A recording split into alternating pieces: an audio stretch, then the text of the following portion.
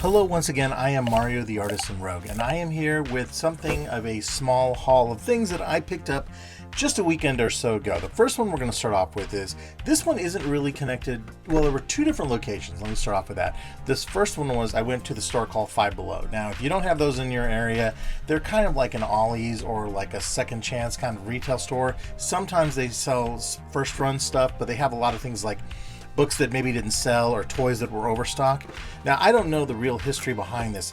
I do know that it is a dinosaur robot, and I am a sucker for these things. Now, I have two more of them that I had picked up from a prior time.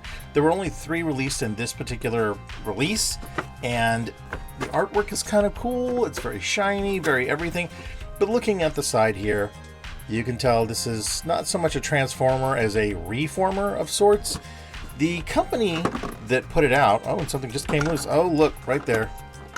Yep, the back end just came off on that. So that's fun. I'll probably have to take the box out later and get that. I'm not going to do an unboxing on this because even if I do, I think I want to put them back in the box later because they don't seem like the most, durable. But nonetheless, getting back to what we were talking about here as things rattle around in the box. This is distributed by a company called 1616 Holdings Incorporated in Philadelphia. I guess these were released in the 90s. I have seen photos where the bodies have far more vac metal on them, which was still sort of a thing toward the end of the 90s or the early 90s. Whenever this came out, that is going to drive me crazy seeing that rattle around. Nonetheless, this was the first pickup that I had that weekend. So then I ended up going by another store called A1 Trading, which is located not too far from where I live, and I like to stop in there every once in a while. It's really cool to see a small company start to expand out. So the first thing I found when I got there was this. I don't know what this was for, but I love the look of it. It's nice and lightweight. It's not a clock or anything else like that. What it does have is 2 places here on the back where you can hang it on the wall or on the door. It's actually going to go here on the studio door. It does have a battery compartment. I opened it up earlier and it had some older batteries in there, but thankfully the contacts weren't messed up or anything else like that. You can see that up here in the small clip. And over here, as I'm pointing out, there is a USB power supply, but there was no cable that came with this. I don't know if one came with it that was thematically done or not. It would have been kind of cool to have had a brown one or maybe a green one coming off the back like a vine. But this was a nice pickup. Has a button here on the side for the light aspect of it. And then moving on, I picked up 3 more items. So like I said, this was a really small haul. These two I'm going to group together. They are Super Famicom. Now, I don't have a Japanese SNES, but I still collect these games. I've gotten to the point to where I'm either starting new micro collections or I'm just picking up things because I love the aesthetic look of them. Now, I have always bought Famicom games, even though I don't own that Japanese system.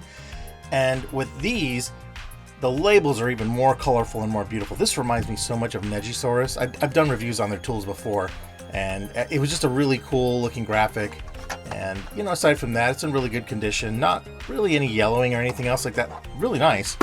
And then, this one here I ended up picking up because there's a bunch of super robots on there. Some Gundam, some others. Love that so much. I don't know the origin of either one of these games. If this is a fighting game, more than likely this one is. This looks like it may be a platformer of some sort. But this one specifically, I picked up because it looks like there's a signature here on the back. Now, I cannot read Japanese that well at all, and especially not handwriting. So if anyone knows what this is, please leave a comment down below. I'm certainly going to try and ask some of my friends who are really well versed in Japanese, because I don't even know how to begin to use a translator for this. So this was really cool. I love things like this. I have tons of toys. I've mentioned this in other videos that I've done. Whenever I find these things, I don't scrub them off. I don't care. This is part of the history. This is part of the wonder of owning this. At some point in time, somebody in Japan, of course, because it's a Japanese release, owned this and took the time to put their name on it or something on here. This could be a curse word. I don't know. That's half the fun, is finding that out. So the other thing I would say is whenever you go to shows, take the time also to go and look in dig bins of all kinds. Even if it's just filled with, like Happy Meal toys, go look. Because I happened to find something that I thought was really interesting that may have just triggered off a whole new set of collecting for me. You didn't get one guess what this is. If the highlight is sitting right, you might be able to see it. Flip it over here, turn it around. Now, if the lighting is good on here, You all might have noticed there's a small arrow up here to open it up, and that there is a Nintendo logo on here. So what this is the battery pack for the Virtual Boy. And it here opens up, and the contacts are in great condition. 6 AA batteries for that.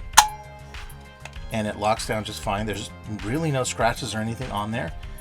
But something like this is really cool. And it was just neat. Half of it was, this was like, I think 50 cents.